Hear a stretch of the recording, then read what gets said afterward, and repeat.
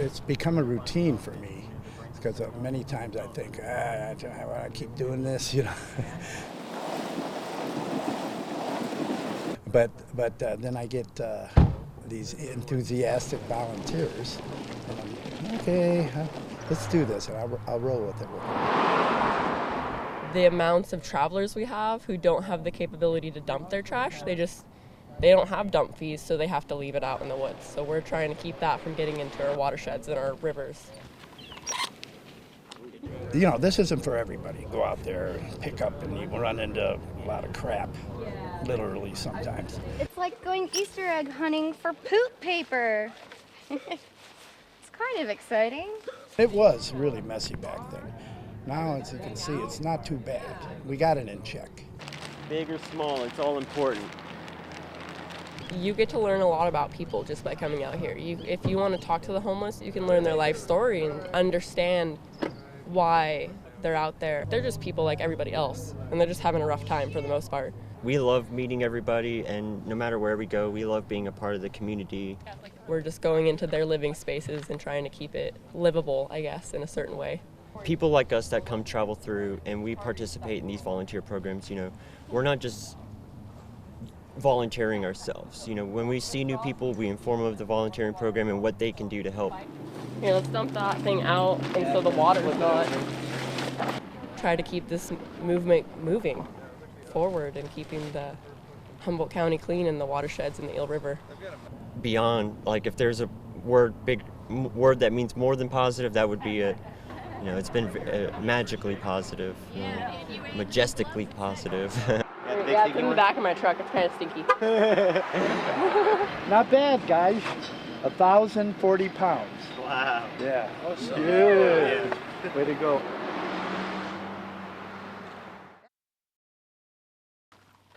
This is how I spend a lot of my time, is making signs and keeping them up to date. Misty Mountain is a choose and cut Christmas tree farm. I've been doing this since 1970. It was a going Christmas tree operation when I bought it, and for several years we sold trees that were already in the ground, and then we started planting more trees. So when do you think these trees will be ready to harvest?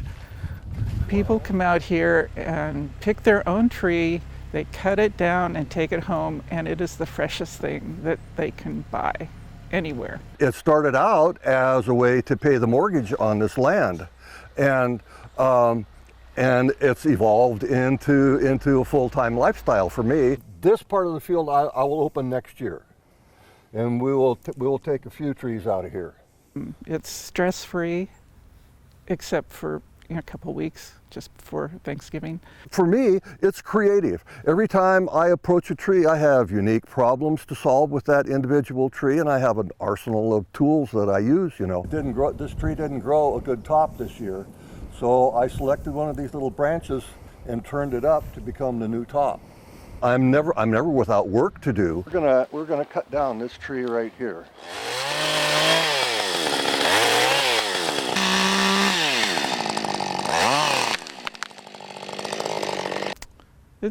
It's nice. It's just a pleasant place to be. Nice atmosphere. I love to walk through these fields in the springtime when they're just growing out, because these are all really soft, the tips, the new growth. The trees are Humboldt County. I mean, that's what Humboldt County is all about, is trees. And so we have our own little forest here, and it's pretty special. The whole thing is built up to an energetic high for our whole year. You know, this is the proof of the pudding here, so. Okay.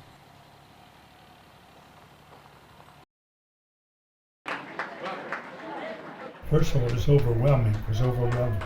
I walked up and see people saying thank you, you know. You wanted for what? I would say thank you back, but everybody was so gracious. I never thought about that before at all.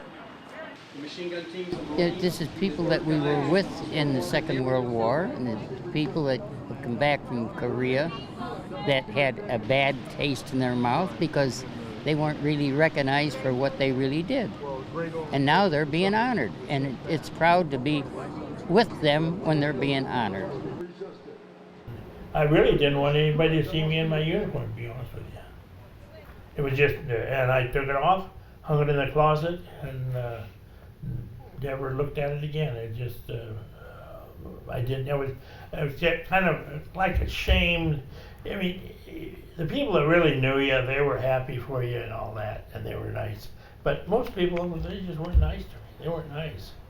Then we went on the honor trip, and we really got thanks from people that didn't know us at all, and that was overwhelming to me.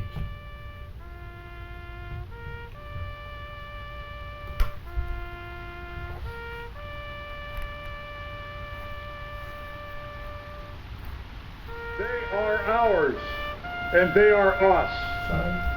Never again, I charge you, never again hang your head in shame for answering the call of your country. If we must hang our heads, let us hang them in mourning and gratitude and remembrance for our fallen heroes.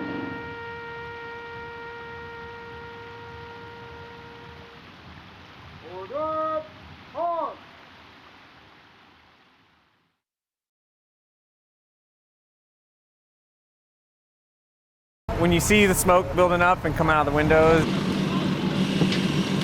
and you're masking up and the chief's telling you, get ready, you have 1 minute and you're going in. He's gonna look inside.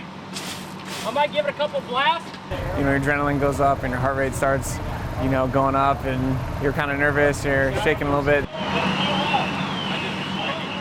Right when you get in there, you feel the heat and it's all adrenaline from there. And your heart's pumping and there's so much smoke you can barely see, so you only really, you know, sometimes I close my eyes just because it almost orients me more than just seeing black smoke. It can be awful scary when you go in and you have zero visibility and you can't see. You find out your heart rate starts to increase. I guess it just gives them a small taste of what they might experience in the field before we throw them under the bus and let them experience it on the engine company for their first time. Cool. That was a good little fire we had going. That was a good little fire. Yeah, I like that. I'm always constantly impressed how effective water is.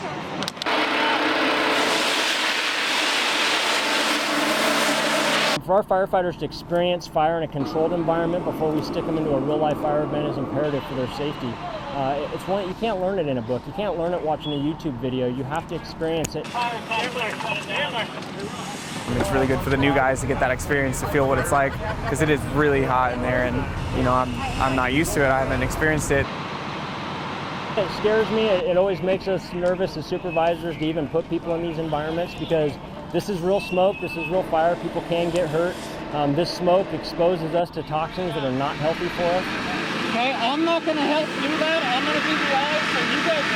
It's fun, it's exhilarating, it's exciting. Doing these trainings each time is going to be more and more confident to be ready for a real structure fire.